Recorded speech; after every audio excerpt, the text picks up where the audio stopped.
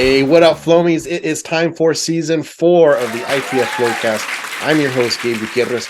I'm so excited to start this season. We got a lot of really good episodes planned and lined up for this coming year. I apologize for the late start this year because I've been doing so much work with the IWCA convention. I had to kind of put off the recording for a little bit, but I'm so glad to be able to get it started up again. We're going to begin this season by interviewing Andrew Maclish. He's a relatively new Flowmie. He's actually a former employee of mine. And the reason why I wanted to interview him is because he had a very interesting entry into his own small business ownership.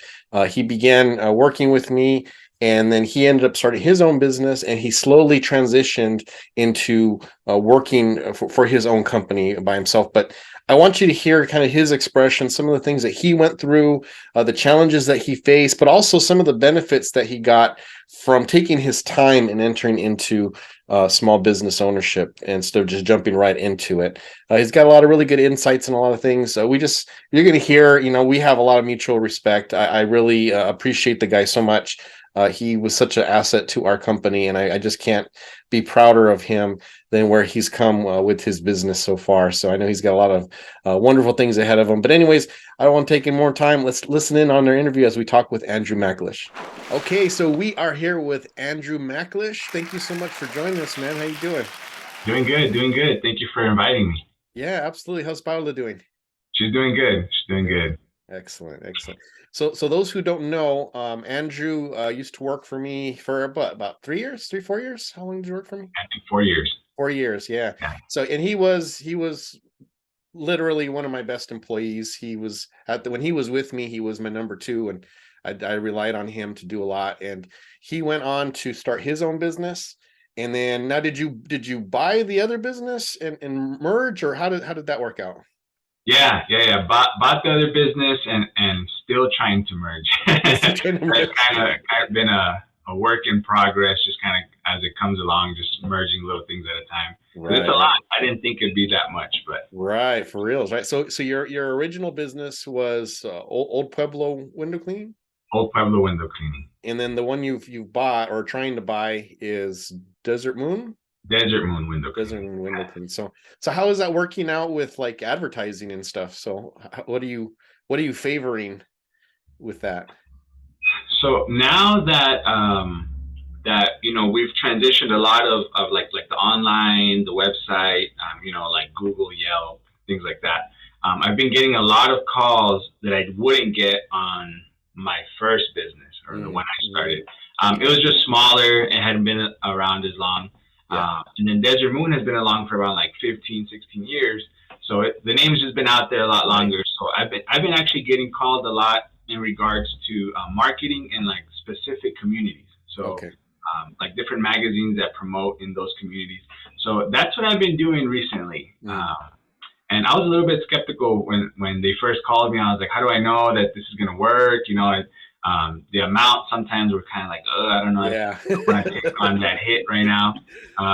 But once, at least that's one of the things I learned from you is like you would market, in different areas, different areas of Tucson. And I was like, okay, well, I guess I need to try it. And then that's the only way to know if it's going to work or not. So that's what I've been doing, kind of a little bit more targeted marketing instead of like online. We still have, the website and Google and the reviews and things like that, but kind of focusing on a little bit more targeted marketing. So. Well, okay, well that's awesome. Yeah, you're right. I mean, it's a lot of times it's experimenting, with different forms to see what works out best for you. So that's really good that's working out. So you kind of, the reason why I wanted to have you on was you had it's not necessarily a different path to your own business ownership, but it was definitely a very deliberate path.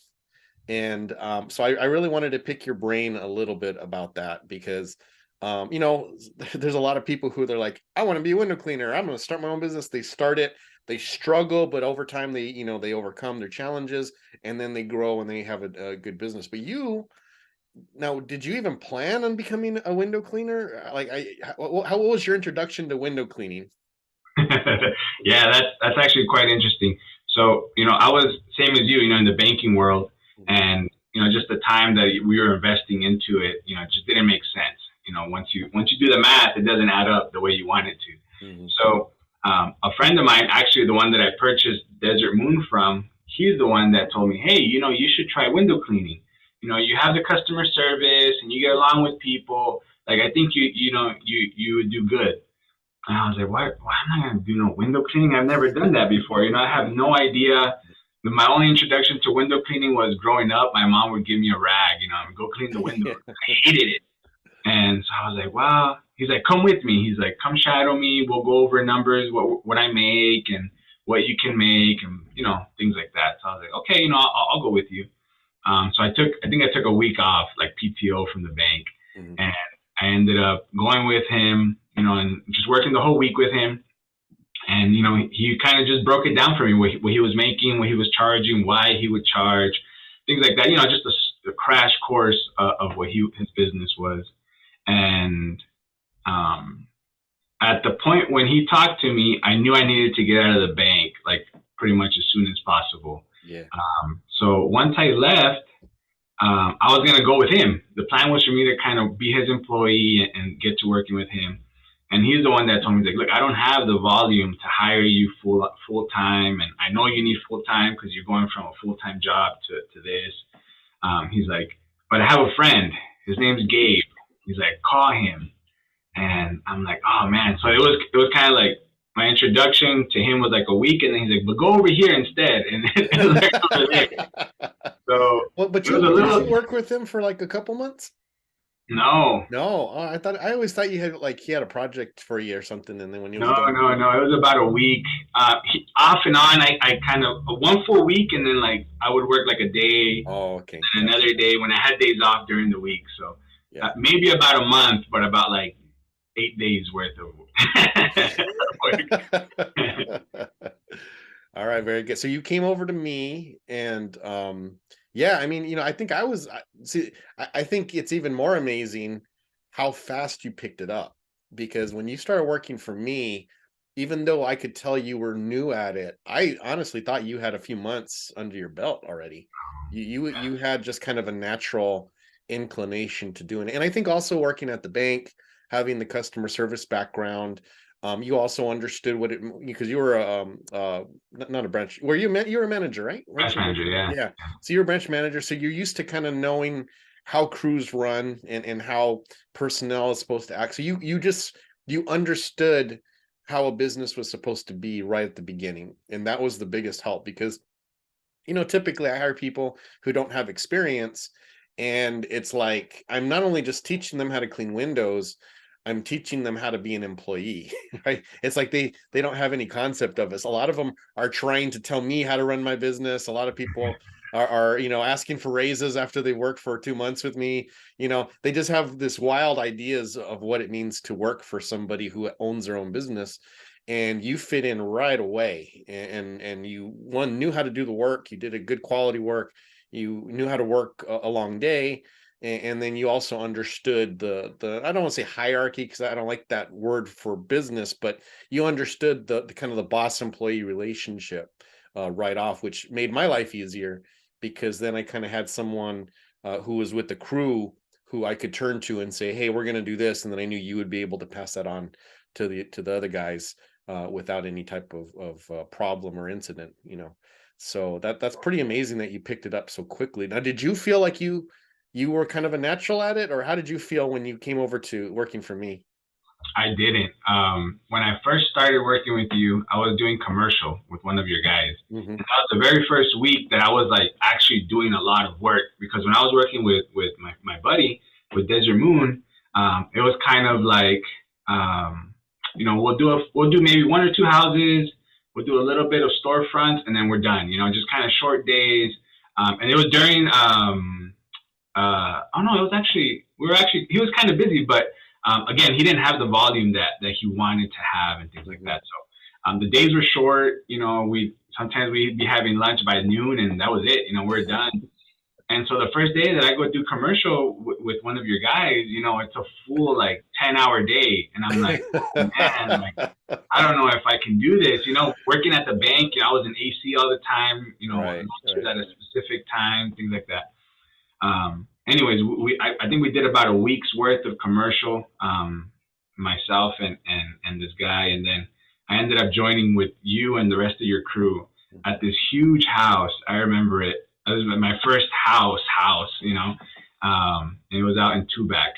And Oh yeah. the house that had nothing but French pane Yeah, windows. I remember that one. And Yeah. I remember you told me, I was like, look, he's like, look, go ahead and start here, you know, work on these French panes. You're like, it'll take you about 2 hours to get these done. And he's like, once you finish that, meet with me and the rest of the guys inside. I'm like, okay, 2 hours. About 5 hours in, you know, you come around. You come around and you're like, are you okay? And I'm like, I don't think so. I don't know. So that was like my kind of my crash course into it, you know, Yeah. and I didn't feel like I had it, you know. I Well, felt real well, just real quick, sketchy. in my defense, like I said, I thought you had months of experience already. Had I known what you're telling me now, I wouldn't have done that to you. So just They were in the shade at least. If not, we would have been all day, and you would have found me over there in one of the corners. But yeah, so it was, you know, I didn't feel like I had it. Even with commercial, just pulling was on my shoulders. Mhm. You know, I was leaving streaks. The guy that you had was very, you know, he was a younger guy than me, but he was very helpful. You know, he said, "Oh no, don't worry about it. Like I'll touch it up real quick." And you know, he never made me feel like, "Oh, you're not gonna get it. You're not gonna get it."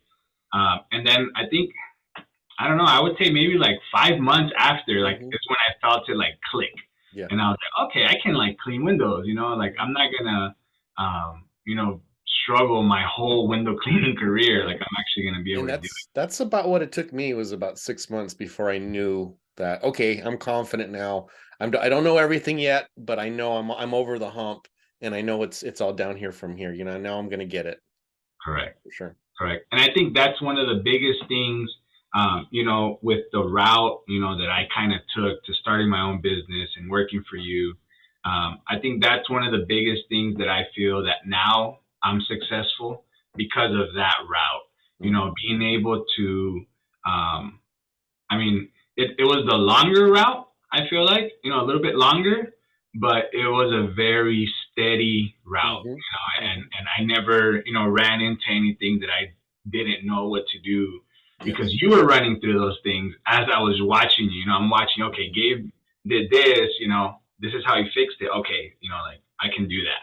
Yeah. And then this situation came up. This is how Gabe fixed it. Okay, if that comes up, I know how to handle it, you know, Mhm. and just kind of following your footsteps. Then, you know, when I finally made the choice to leave, at that point I was like, okay, like I feel like I've absorbed enough of Mhm. Gabe's energy to be able to, you know, give myself a good takeoff point from there.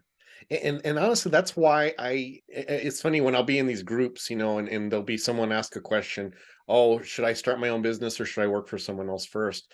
And I always recommend, well, with the caveat, of course, but I always recommend, if you can work for someone first, do that.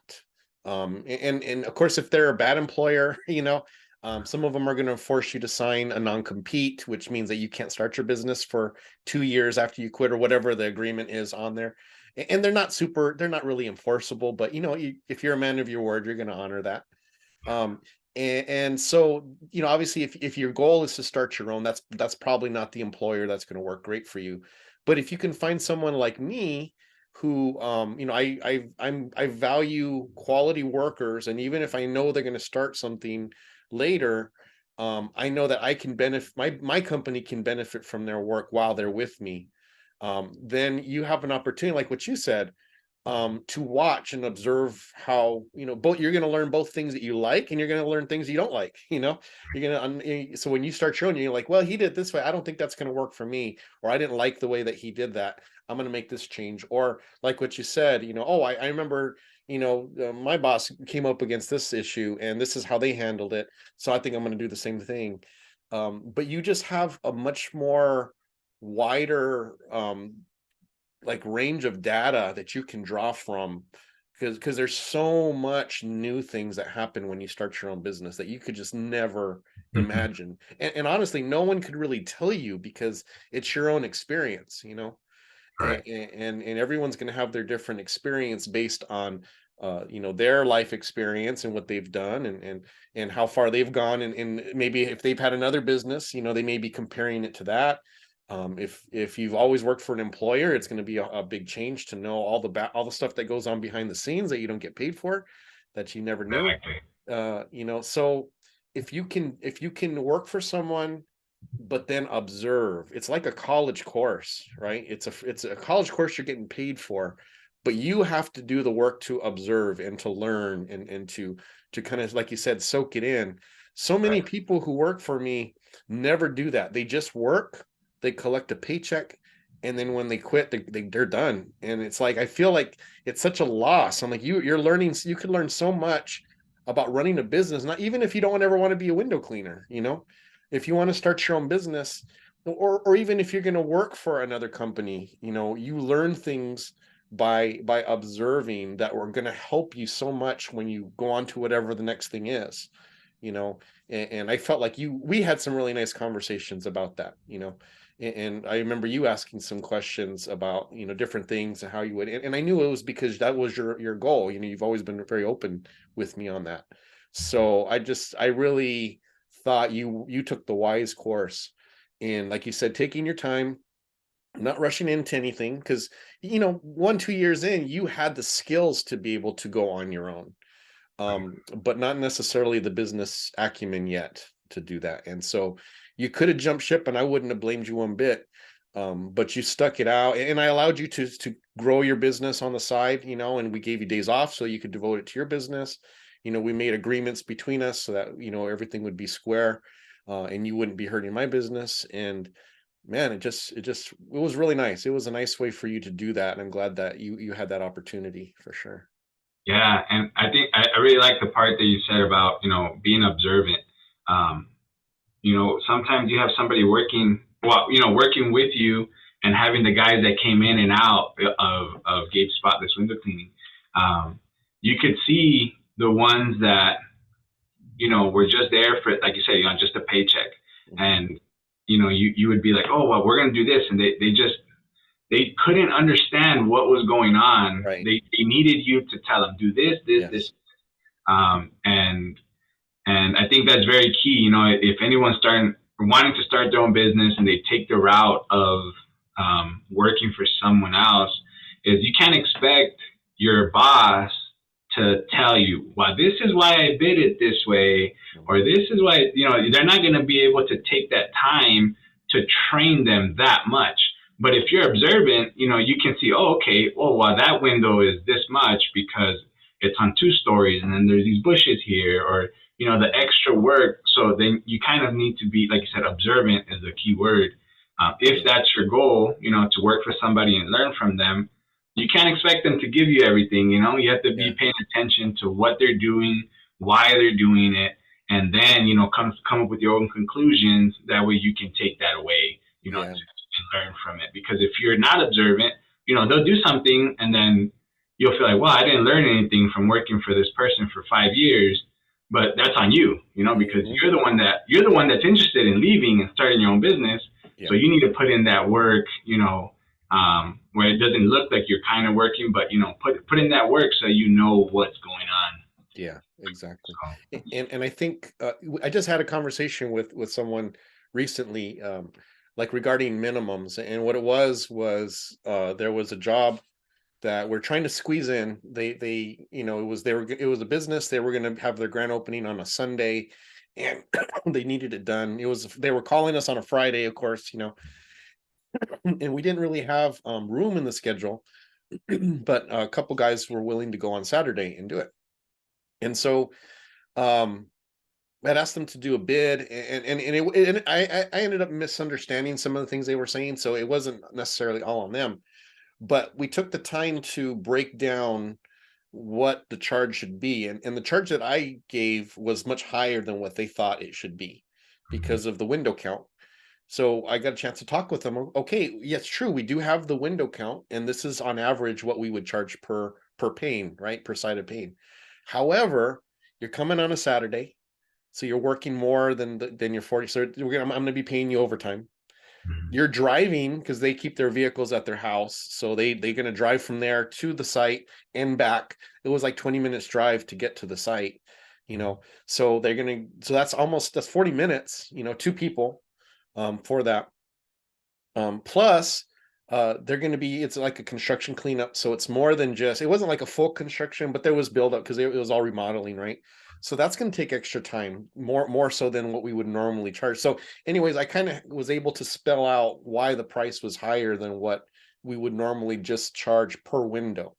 And they both got it. They got it immediately. They understood.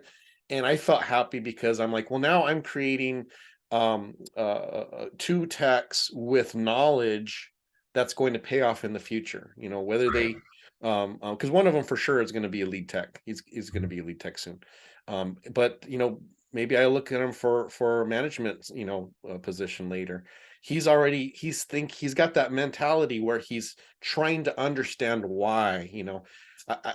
Sorry, I don't mean to dominate this conversation, but I talked with another guy who had an employee, and his problem was the employee was telling him, "You're charging too much." And he was trying to explain to him why he charged this, but it was like, no, in the employee's eyes, he was gouging his customers because he was charging this much for what the employee felt should only be charged this much, And so he was asking what to do. We had a conversation, but I was just thinking that's what happens when an employee doesn't try to understand the business side of running it. They start making judgment calls on the work and on the pricing and on other things, on the scheduling, without truly understanding everything that goes into those decisions made by the owner. So when you have an employee like yourself who just instinctually already understood, because all I had to do was explain it to you once. And once I gave you the information you needed, you got it, and you were already on board. And like you said, I didn't have to ask or explain things to you. We were on the same, same wavelength when we get on a job. And if you can get someone like that starts with the training from the beginning to help them to get there. But that's part of viewing your employees and as assets and giving them that. What do you call it? Empowering them, to make decisions. You were definitely one who I felt comfortable empowering, and our business benefited from it for sure. So you get on your own, and now when you left me, you were still Old Pueblo, right? Right. So Desert Moon wasn't in the picture. So tell me some of the struggles you had. You had kind of a steady paycheck with me, but obviously you're making a lot more per hour with your company. So what was that transition like? Did you leave? Did you feel you left at the right time? And how did you kind of, get through those first few months of being on your own and then finding the right balance for what you needed? So with us, the season, starts end of September, October, so I left, I think, mid-summer-ish.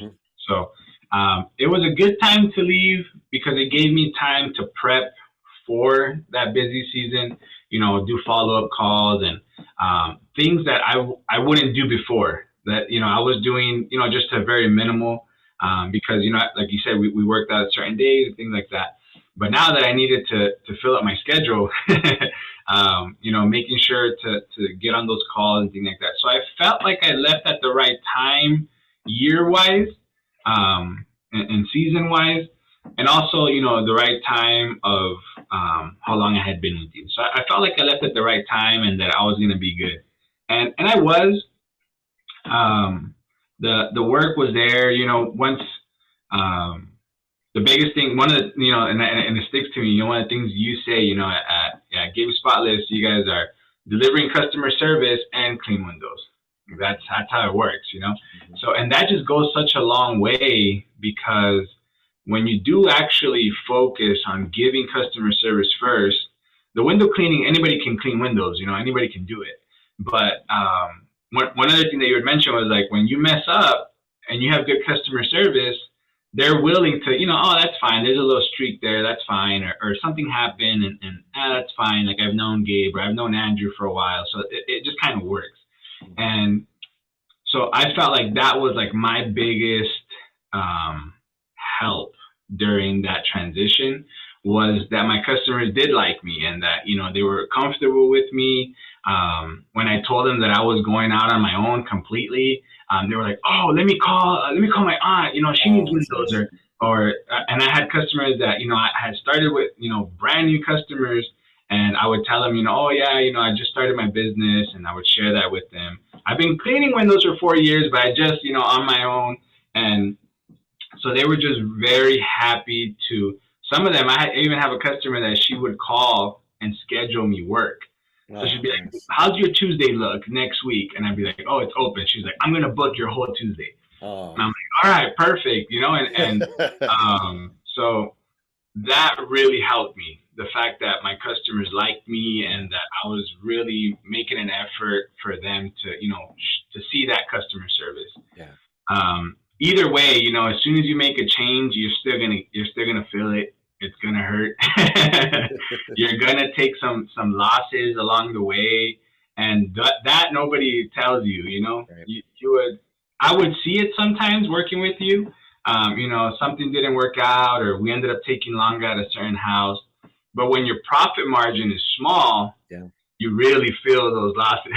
Yeah. I had a few of those. Where I just had to chalk it up, and it was like, okay, you know, we're gonna learn from that. And and like you said, you know, even with years of working with you and seeing, okay, you know, this is why I'm charging this much, and this and this. Mm-hmm. It's completely different when you're just alone, you know, and it's just you. You can quote it perfectly. You know, your window count is right. You put in because of ladder work or this or that. And then at the end of the day, you like barely made any money on that job. And, you know, you make the money and whatever, but it's not where you want it to be. Right. Where you need it to be. Where it needed to be. Yeah. So I did have a few of those that, you know, you learn real quick from from those types of jobs. But, you know, any transition, you know, anybody that's going to transition, even when you go just straight on your own, you know, you know, you're going to take hits along the way. And I felt, there's no way I'm going to mess up. You know, I've been doing this for 4 years already. You know, I've been, like you said, I was working so closely with you. I was like, it's almost like I was running the company. Like, I felt good. You know, I was like, there's no way I'm going to mess up like that. But I did. And you just learn from them. You know, hopefully they're small enough that they don't hurt that bad. Yeah. And, you know, you just kind of learn from them. And that's what I had to do. And you just keep your quality and your customer service as high as possible. Mm-hmm. It just works itself out. Yeah, because if you leave that customer service part out, I feel like that's really gonna hurt. Yeah. Because I mean, you can do the best. Let's say you're the best window cleaner in the world, but your customers hate you, and you know they're not gonna refer you. They're like, "Oh yeah, he does a great job. He gives me the price I want, but I don't really like the guy," you know, and then it just doesn't work. So. Yep. So let's dig in a little bit more about what you said about the taking the losses. So were the losses because you did not estimate the time it would take you to finish the job correctly, or were the losses because you were not bidding right because maybe emotion was involved, or you were getting nervous about not having work? What was your issue? I think both. One of the things is, when we used to bid for you, I was real comfortable because I had a line of work ready to go. Even if that person said no, I knew the front office was ready to send me somewhere else. So very confident with my bids, as high as I wanted to, or wherever I knew that it needed to be, that's the price. There's no adjustment. You know, I was able to kind of just stick to what it was, and bid it perfectly and not have to worry about, you know, if they say no, what am I going to do? You know, if they said no, I knew, you know, hey, Gabe, yeah, go over here. We have 4 jobs like pending, you know. So that was one of the biggest things, you know, just if they say no to my price, then, you know, that's money that's not going into my account, you know, automatic. It's just like, if they say no, that can make or break my week. And that's how it kind of felt, you know, and a lot of the times I would give a bid, and I think the biggest, let's say, doubts came after someone said no, because then I was like, okay, like maybe I was too high. Maybe now I need to start dropping my prices and be more competitive, or give better pricing so that I'm like towards the cheaper end, Yeah. and all that thing just start going through your mind. And so I did end up taking a few losses where I was like, okay, I'm going to bid it, give them a great price where they're going to love me. And I would land the job. I would get it done, and you make the money that, you bid on it, but it doesn't make sense. It just doesn't add up. At the end of the week, you're like, okay, I spent 2 days on this project and I'm like barely going to make it through for that week. Yeah. So one of the things that you had mentioned was, you want to have customers that value your work. So if they don't value your work, they're not going to pay for it. Yes. So once you get to that point, it's nice. But there's definitely that time when, the numbers, you kind of bring them low, like you said, you get your emotions in there because you're like, I need to eat, right? I need to, I need to pay bills and things like that. All that's going through your mind. So you sometimes you drop your price, but then you're miserable those 4 hours that you're working there because you're forcing yourself to do the job. It almost feels like everything starts going wrong after that. Yes. Your squeegee is not gliding how it should, Why is there so much soap in this water? Like, it's just, this towel is streaking for some reason. It's a hot towel and it's leaving, it's just, it like goes south real bad. Yeah. So that's one of the things, and you can't really, I feel like you can't really learn that. Like, you can't like just start off and be like, oh, I'm not going to let that affect me. Like, I'm going to bid how it should, because once you miss 2 or 3 bids and there goes $1,000, you're like, oof. Yeah. Okay. What do I need to change? Something's got to change because I'm missing these bids. And I'm betting that once you purchased Desert Moon, that became less of an issue, right? Correct. And so again, the volume is there. I have a waiting list that I'm trying to work into the schedule whenever someone cancels. So it does. It did take away from that. That little fear a little bit kind of went away. Yeah. You still kind of have it, because you still want to be successful. You still want to have the right amount of work, and the more you're out there, the more people see you. People see your trucks, and so whenever you have a big job that's like, oh, you know what, I'm going to go with someone else. You're like, oof, like I could have been out there in this community, and they could have seen me, or it just. But it does take away from it, as you have more volume. Well, and also, Desert Moon had the reviews too. They had their Google reviews, and it's like people like they'll kind of downplay. Google reviews aren't that important. You don't really need them, and blah blah blah. But that's when the people will pay more money, right? Because when you're starting out, you like you say, you had 4 years of experience under you. You did work for me where the customers were happy to pay that amount. So it's not like you were not capable of providing the quality work and the customer service that was worth that amount. But it's that number, they look at the Google reviews and they say, oh, okay, well, 50 people like him. Well, okay, I guess he's probably worth it then. Whereas if you just starting out and you've only got 1 to 5 reviews, they're going to be very suspicious. So you give them a price, it's a little higher than what they like. They're going on to the next one who has the better reviews, who have that. So that's, I think, why that was such a good purchase on your part too, was you were buying the online reputation that they had, which now gave more weight to your ability to charge that, because you had those, and those weren't even yours. Those are Desert Moon, right? Yeah. But it doesn't matter. It doesn't matter because you that's your company now. And that's the online reputation that's attached to that company, and that's what's going to benefit you. So I thought you were real smart to keep that and make that transition, because that's going to help you in that area for sure. Yeah, it does carry a lot of weight. You get a few people, and I've heard it, like with other owners, other business owners, like the reviews, they don't really see them. But I've had now that I have Desert Moon, I have about, a lot of customers that have been like, oh, well, we saw your reviews, so we called you. We saw your reviews, so we called you. So, it does carry a lot of weight. We might want to say, oh, no, my personal and my customers, word of mouth. And it's kind of the same thing, but it's online. Yes. So, it's the same word of mouth that I would tell my mom or I would tell my sister, it's like when you write it online, no, not a lot of people take the time to get online and type something up about anything, Yes. unless they're really upset or really, really happy. Yeah. So, you know, when someone says, "Oh yeah, I saw your reviews," you can tell, like, that's almost like if an aunt, an uncle, a cousin tells them, "Hey, go check out Gabe's. Hey, go check out Desert Moon." Like, it's gonna carry weight with them, even though there's nobody really telling them; they're just reading it.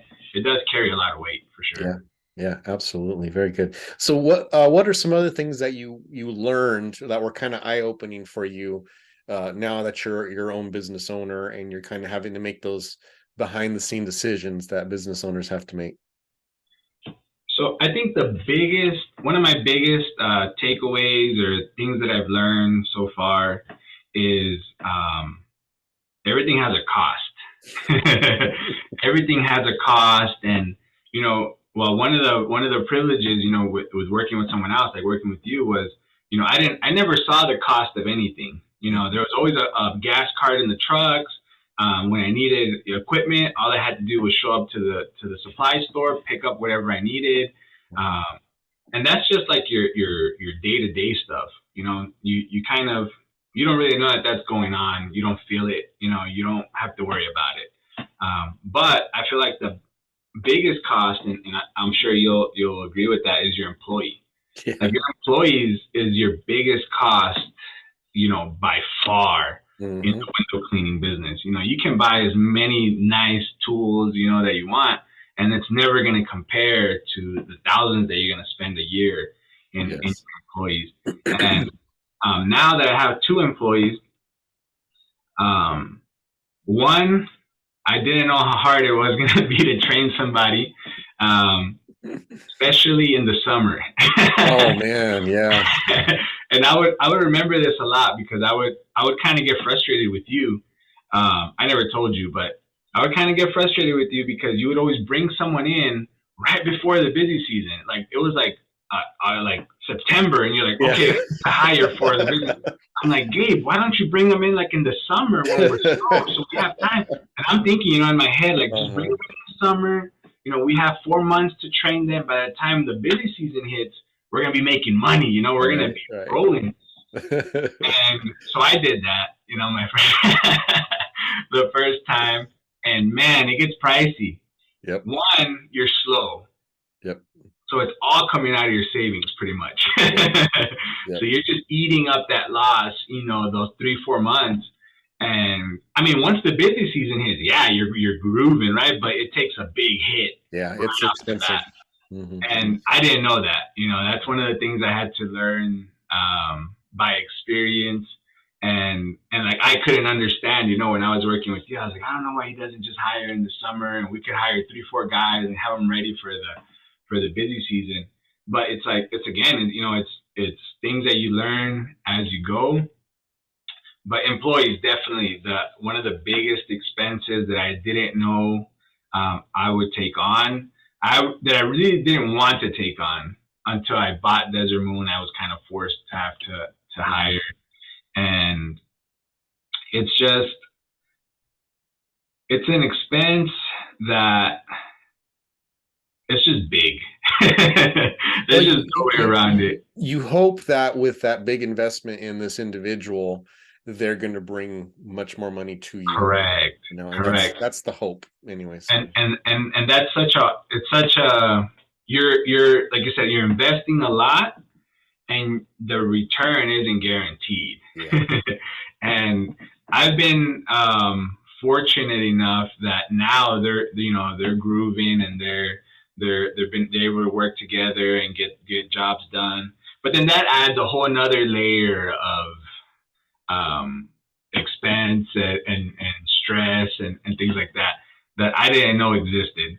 Yeah. So now after a year or so or two of being alone, or more, I don't even know.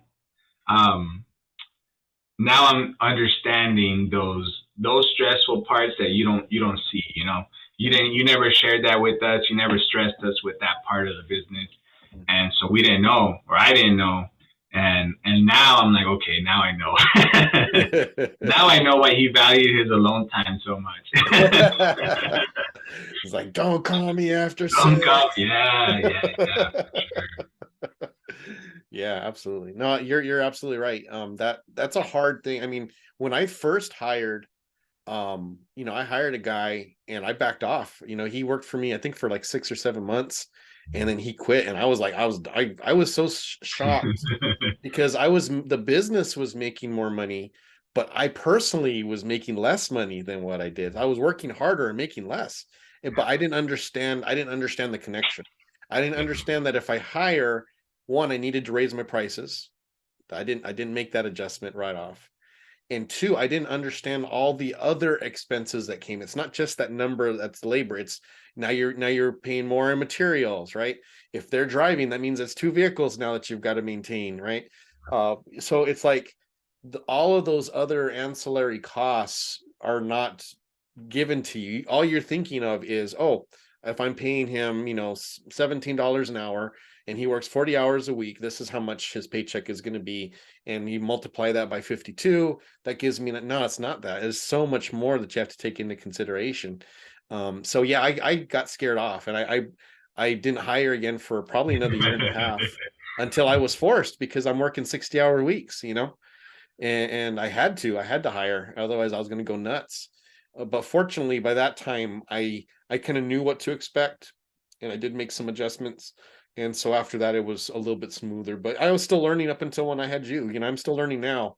I have the system down a lot better, and I have the pricing and I think much more in terms of profit per job than I think I ever have. And I'm quick to, if I see a customer is unprofitable, to have that conversation with either me personally with the customer, if they're a longtime customer that I've known, about raising their price, or if they're newer or whatever, and we mispriced in the office, we'll call them and tell them that we need to make an adjustment. But I don't fear that anymore. I don't have any emotional connection with that like I used to, because I recognize that this is the health of my company, right? If I don't make those changes, I'm actually hurting. Yeah, the customer is going to be happy, but I'm actually hurting my ability to service them in the future if I don't Right.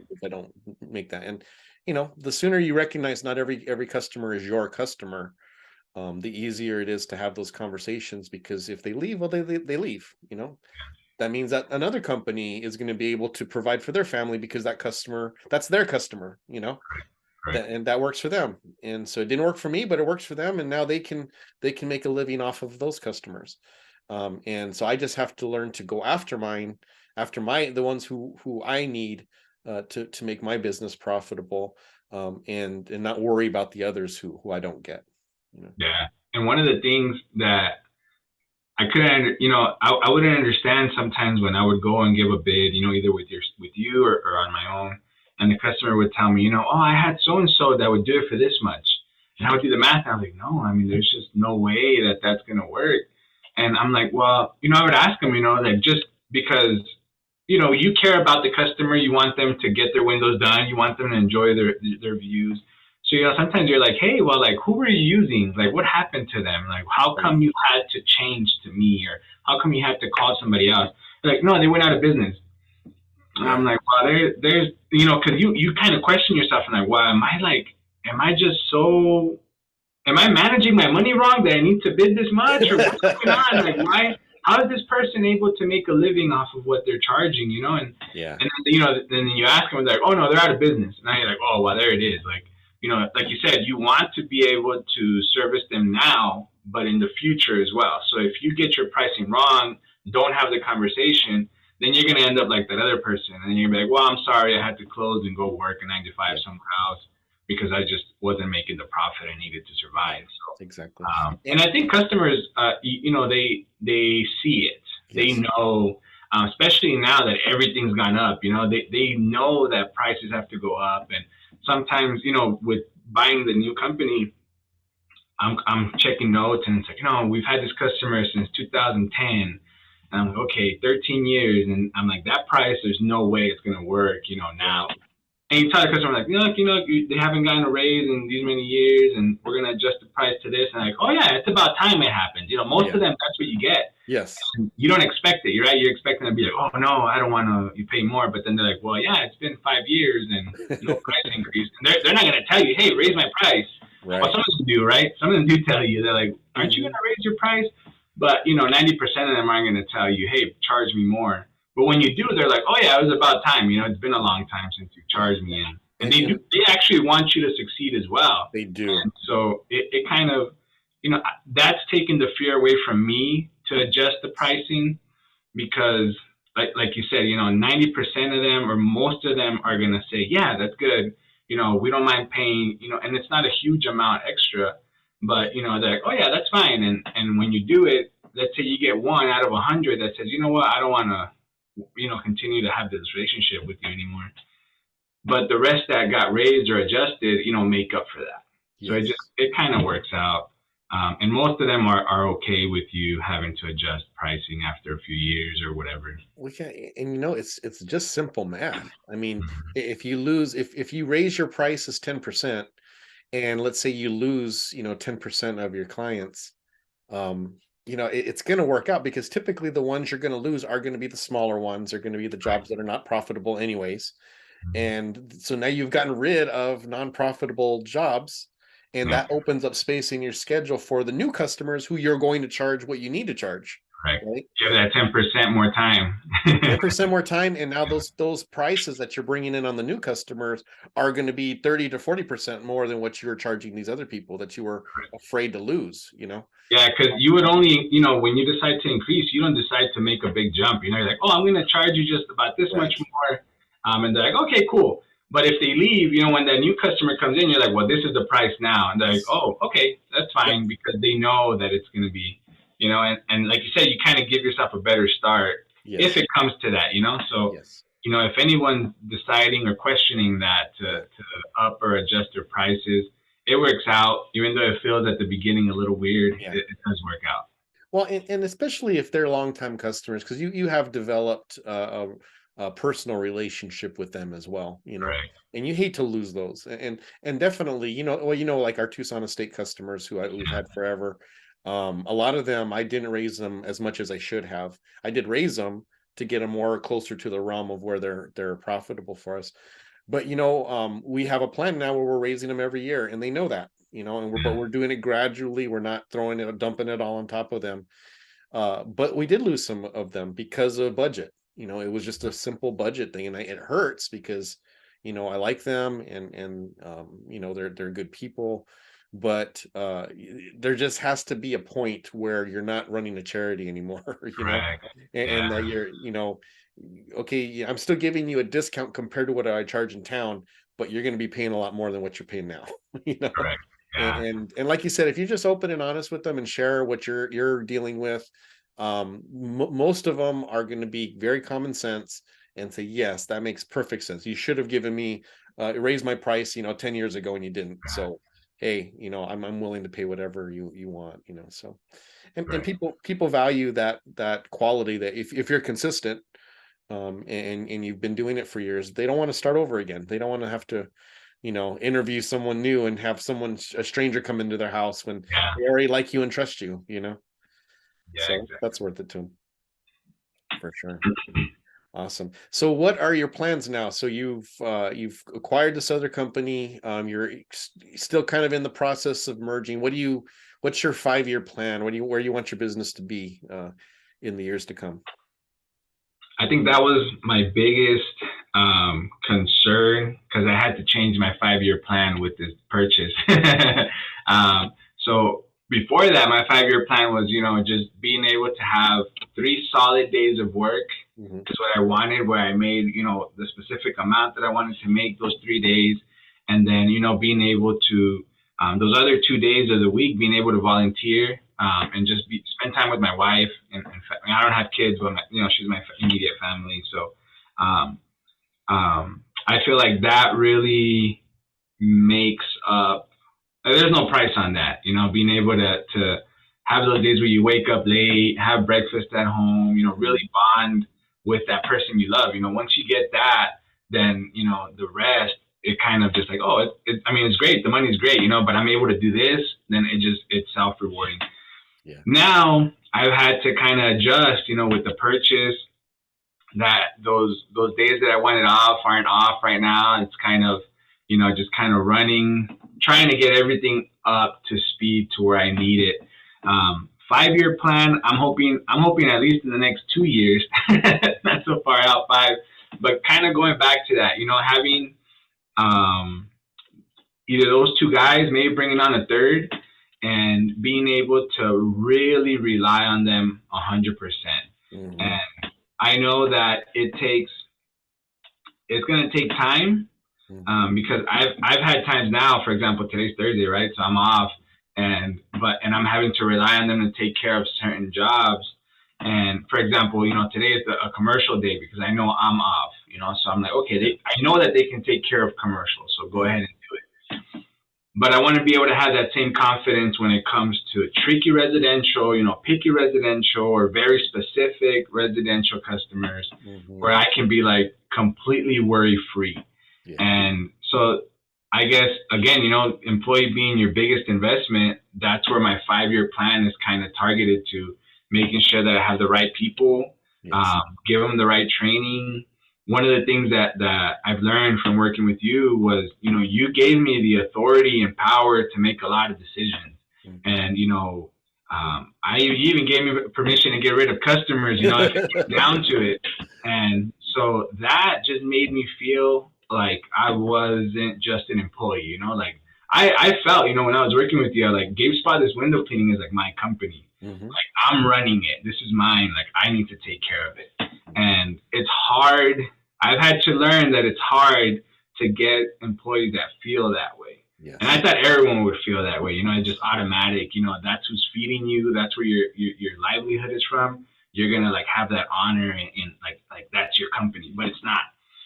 So that's my goal. Having the right people that feel that way about Desert Moon, that they they're willing to do the work, get it done, but keep that same standard that I'm trying to give. Yeah. And that, I feel like that's been another big like learning experience for me, is that it's hard to get to that point. It takes a lot of time and effort. So that's why I always give the talk about the tree, that the company is a tree, and I'm not hiring people to come and look at the tree. I'm hiring people to take care of the tree.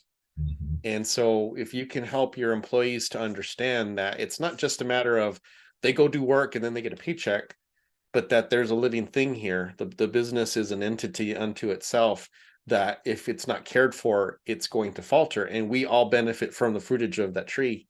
Right. But they have to take care of it. And so if they're, always late, if they're giving bad customer service, if they're doing sloppy work and we're having to do callbacks, all of that hurts the tree.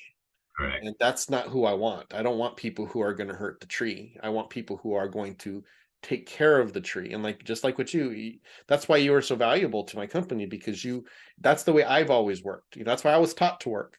That even though I'm an employee, I'm the representative of that company, and I need to act as if that is my company, Right.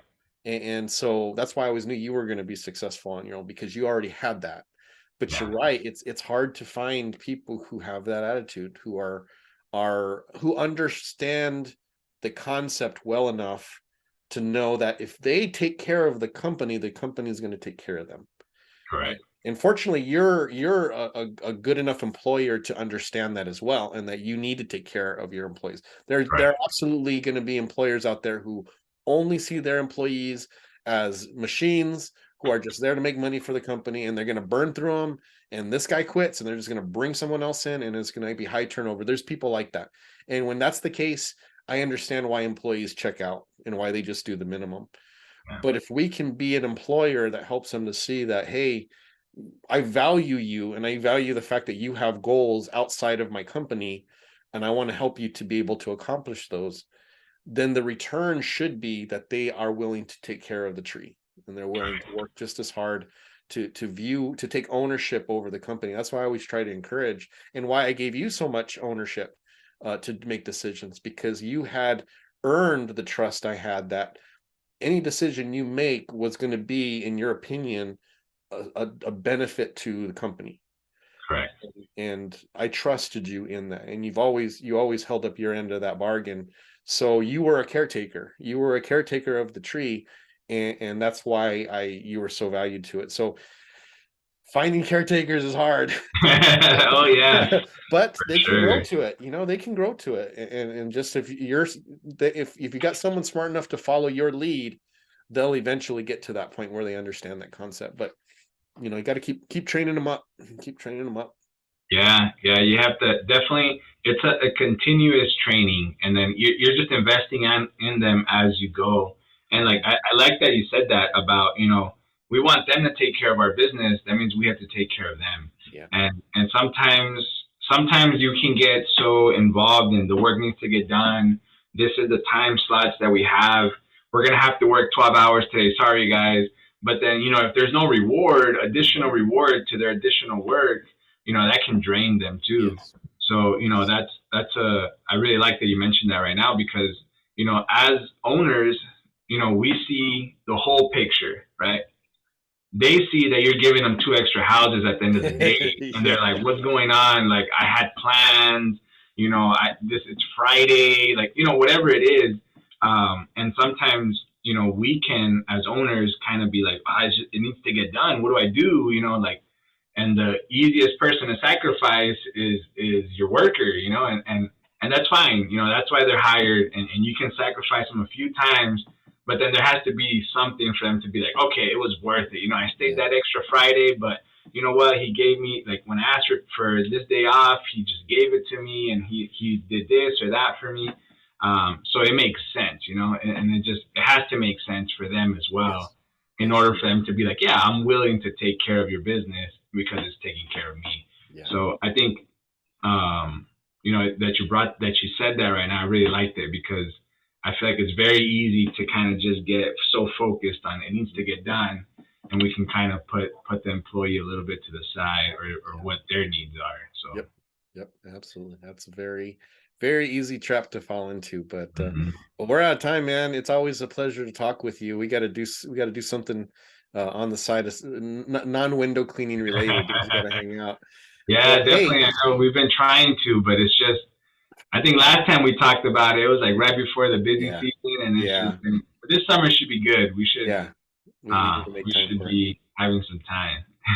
But hey, I'm in your town, man. As you're going through that transition of trying to get off the glass, or at least not be on the glass as much, you can always bend my ear, and if you have questions or need some advice, I'm always here for you. I appreciate everything you've done for our company, and if I can help you with yours, I'm more than happy to do that. So thank you. Yeah, I appreciate that. I put the sweater on just for you, Gabe. Oh, nice. A little iterate. I was like, where am I gonna wear? And I was like, what? I'll put on one of these. I know he'd like that with the little mustache. Yep. You gotta get a cowboy hat. One of your guys had a cowboy hat. I remember seeing that online. Yeah, I do have a cowboy hat. I don't wear it that often, but I can't wear a cowboy hat because they think I'm there to clean their yard. So I gotta wear like a nice Nike or like Wildcat or something like that. If I throw on a big gardener hat, they're like, "Oh, you're here to clean my yard." Yeah, that's funny. All right, Andrew. Well, thank you so much, man, and I appreciate making the time. And thank you, Flowmies, for listening. We appreciate everything that you guys do for the group. So you guys take care, Andrew. I look forward to seeing your future growth. And as always, you guys flow on.